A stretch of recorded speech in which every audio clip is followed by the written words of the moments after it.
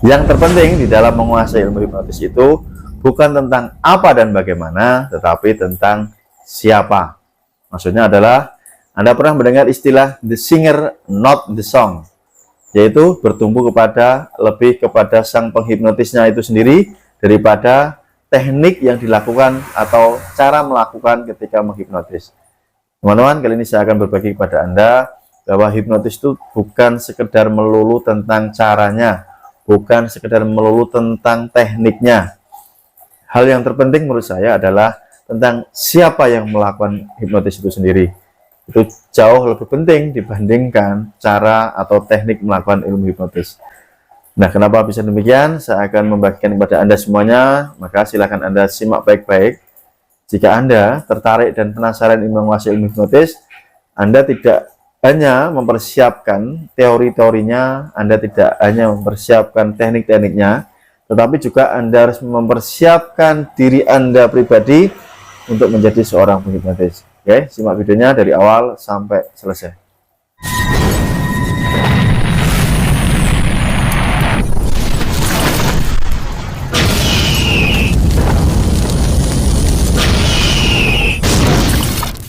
Perbedaan yang mendasar antara seorang penghipnotis pemula dan seorang yang dikatakan sudah maestro atau master hipnotis. Oke, kita akan bahas teman-teman supaya Anda mendapatkan informasi yang lebih jelas lagi, mendapatkan informasi yang lebih detail lagi. Di awal saya katakan bahwa the singer not the song. Ya, the singer not the song ini sudah jelas sekali. Bukan lagunya yang menjadikan nampak indah didengar, tapi juga berpengaruh siapa yang menyanyikan lagu tersebut. Ya, dalam dunia hipnotis juga berlaku hal yang sama teman-teman. Bukan sekedar Anda mengerti cara-caranya, Anda paham teorinya, Anda paham teknik-tekniknya, tetapi juga sangat terpenting adalah siapa yang melakukan hipnotis itu sendiri. Maka jika Anda mendapati si A nih ya, belajar dengan orang yang sama, tetapi ketika dia melakukan hipnotis, ya kadang bisa, kadang tidak. Si B belajar dengan orang yang sama, tetapi dia mahir menghipnotis. Itu gambarannya teman-teman. Kenapa bisa terjadi demikian? Karena si A ini dia hanya memahami teorinya saja, dia hanya memahami teknik-tekniknya saja, tanpa dia menggembleng dirinya. Oke, si B dia melakukannya dengan sangat baik, dia belajar teorinya, dia belajar teknik-tekniknya, sekaligus juga si B ini menggembleng dirinya pribadi, mengukuhkan dirinya ini sebagai seorang penghipnotis. Maka tidak heran si B ini menjadi seorang yang ahli menghipnotis. Nah, beberapa syarat yang harus dilakukan ya untuk memperkuat dirinya, memperkuat singernya, penyanyinya, supaya dia nanti benar-benar menjelma menjadi seorang penghipnotis yang hebat dan handal. Anda harus mengerti ya, ada beberapa part yang harus dimiliki. Oke, yang pertama adalah harus mempunyai rasa percaya diri yang sangat tinggi. Ini mutlak dibutuhkan oleh seorang penghipnotis. Anda belajar teorinya, 1 buku, 2 buku, 1000 buku, Anda digembleng oleh banyak mentor, tetapi jika Anda mempunyai mental tempe, pengecut, tidak pemberani, penakut, peragu, ya percuma, Anda tidak akan pernah menjadi seorang penghipnotis. Maka mental pemberani, mental percaya diri sangat mutlak diperlukan jika Anda ingin menjadi seorang ahli hipnotis.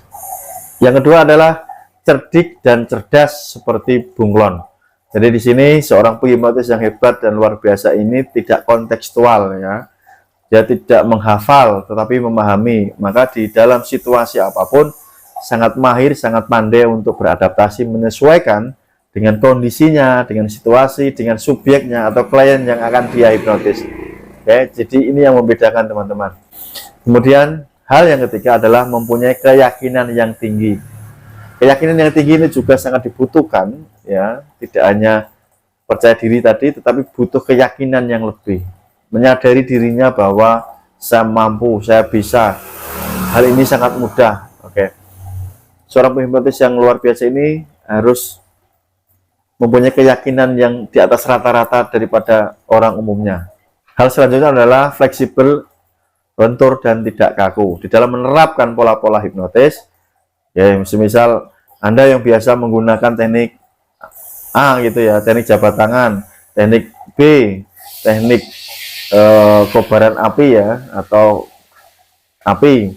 Nah, di saat tertentu Anda harus fleksibel, tidak kaku teman-teman. Lihat kondisi dan situasinya. Anda yang melulu menggunakan teknik hipnotis dengan shock induction misalkan, Anda ganti. Anda lihat nih, siapa lawan bicara Anda, siapa pasien Anda, siapa klien Anda sesuaikan.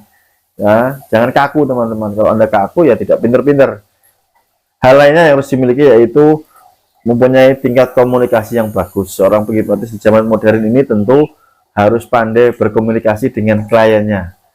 Ya, ini mutlak diperlukan teman-teman. Bagaimana nanti membangun hubungan yang bagus, ya, menjalin wedding reportnya ini keren gitu loh, sehingga sang penghipnotisnya ini bisa lebih mudah memahami kebutuhan apa yang dibutuhkan oleh kliennya, dan sang kliennya juga merasa sangat nyaman, sehingga proses hipnotisnya nanti berjalan dengan smooth, berjalan dengan mulus. Selanjutnya adalah memiliki jiwa yang kreatif dan penasaran. Ini sangat penting. Jika Anda pernah mencoba 1-2 orang, kemudian Anda berhenti gitu ya, tidak mencoba ke 3-4 orang lain, ya Anda tidak akan mendapatkan jam terbang teman-teman. Maka dari itu Anda harus lebih penasaran, lebih kreatif lagi. Semisal nih Anda sering mempraktekkan kepada orang yang mudah dihipnotis, oke, Anda mahir di sana, coba ganti dengan orang yang menurut Anda ini sulit dihipnotis gitu. Dan entah bagaimana caranya, maka Anda harus mencoba ke tipe orang tersebut supaya timbul namanya kreativitas di dalam diri Anda. Itu kan tantangannya, ya kan?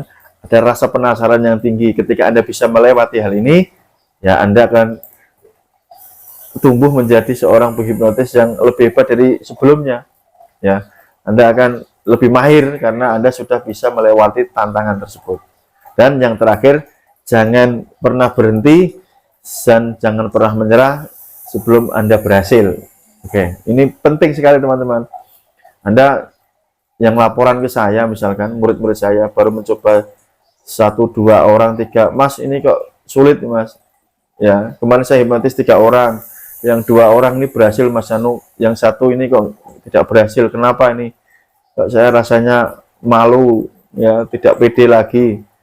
Mental Anda itu mental tempe itu loh. Kita bicara bukan tekniknya ya teman-teman, kita bukan bicara tentang teorinya, tapi ini bicara tentang siapa yang melakukannya, the singernya tadi ya.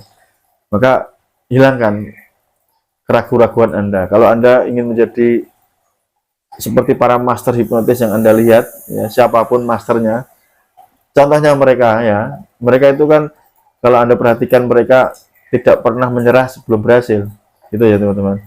Jika beberapa hal ini Anda miliki, Anda kuasai, ya Anda akan tumbuh menjadi penghipnotis yang luar biasa hebat, penghipnotis pilih tanding, dan tentunya manfaatnya akan dapat Anda nikmati sendiri.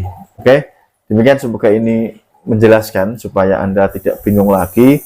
Belajar ilmu hipnotis itu bukan melulu tentang teori dan tekniknya, tetapi lebih kepada Anda sendiri. Apakah Anda siap menjadi penghipnotis ataukah Anda memilih mundur, ya, tidak berani untuk melanjutkan menjadi seorang master. Gitu, terima kasih, sampai jumpa, see you next time, bye bye.